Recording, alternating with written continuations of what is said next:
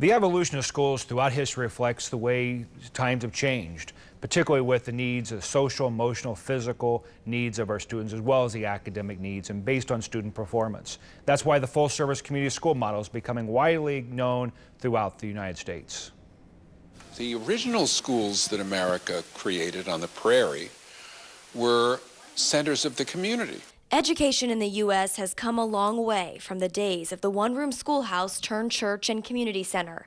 In cities like Evansville with over 35 public schools, it's easy for education to seem confusing and institutional.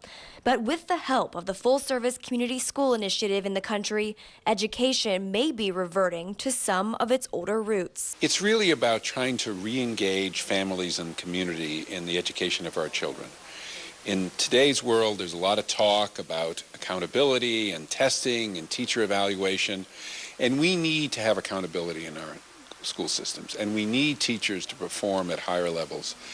But we can't ignore the reality of the world in which children live. Marty Blank is the director of the Coalition for Community Schools. Through his work, he is a voice for districts looking to start the Community School Initiative. In today's economy, with schools being so pressed economically, what we have to do is find a way for the schools to partner with the health-serving institutions, which have resources, because these groups have expertise that the schools don't. With declining resources and increasing social issues, schools and teachers often don't have the knowledge to treat issues like homelessness, mental health disorders, or family issues at home. They've got 25, 30 kids in the classroom.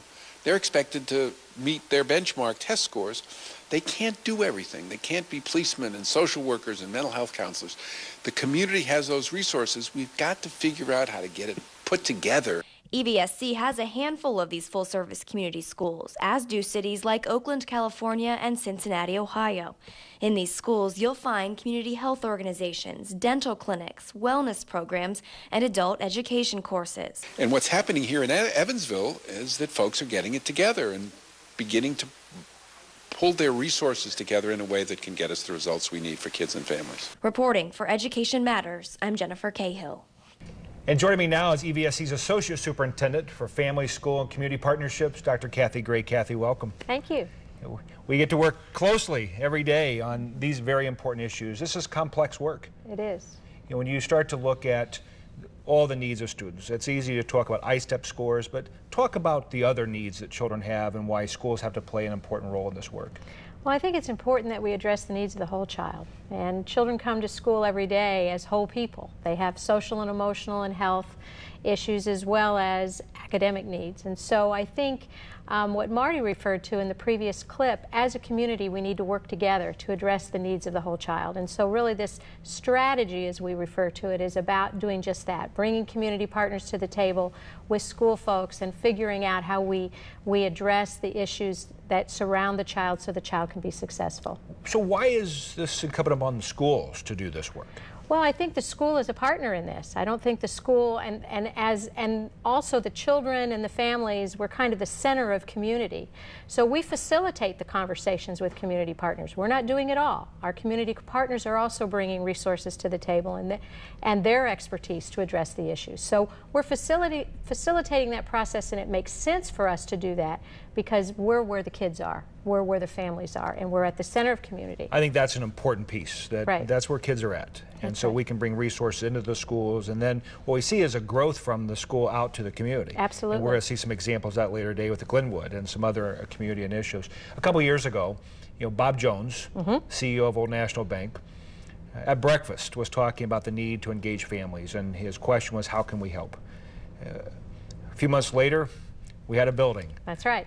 The Center for Family, School, and Community Partnership is where you're housed, but it's also where some important work is being done. Could you elaborate a little bit on that? Well, what Old National Bank's generous donation did was allow us not only to restructure ourselves as a school district and bring all those resources together under one roof that support the social, emotional health needs of kids that also support academic. We actually have space in our center for St. Mary's and OLA and the Autism Coalition.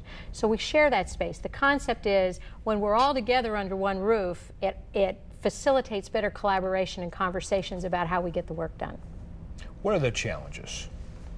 Well, I think the challenges always are, this work is really about trust and relationships. It's really, and that takes time. We have to come together, we have to talk about how we leverage our resources better to address the needs of kids. And so the challenges, I guess, are, you mentioned it earlier, it's very, very complex work. So we all have to be willing to think outside the box. And sometimes that can be challenging. You know, one of the things that we discuss frequently is the response time. You know, how quickly can we identify a need and bring community partners to the table to fix that? So that's part of the growth of the School Community Council. Yes. And let's talk about the council. And well, the School Community Council, there's about over 70 community agencies that come together, and we've created a resource book. And that's out in all of our schools, and all of our community partners have access to that. So like if we get a phone call from a family that's in crisis, and we get them all the time, we can respond within 24 hours. We can get connected to those resources that are out there in the community and get the families what they need. If someone wants to help, how can they go about helping? Well, all they need to do is call the Center for Family, School, and Community Partnerships at 435-8466. What's that number again? 435-8466. Just want to make sure you got it the second time as well. There you go. Cathy, thank you very much. And after the break, we'll go inside the Glenwood Leadership Academy to give an up-close look at how Community School Initiative is working at Glenwood.